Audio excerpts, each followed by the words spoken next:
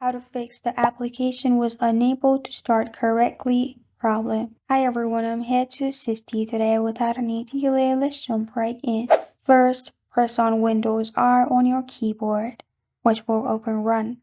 Type in appwiz.cpl in the Run and press on Enter. You'll find this kind of screen pop up.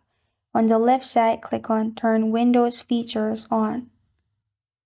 After you click on Turn on Windows Features, you'll find this kind of screen. Expand Legacy Components and make sure this tick mark in Direct Play.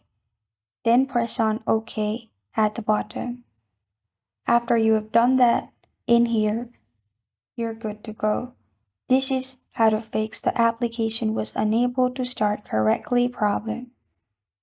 Thank you for joining me today. If this video helps you out, please leave a like and subscribe for more. Got a question or want to suggest a topic? Comment below.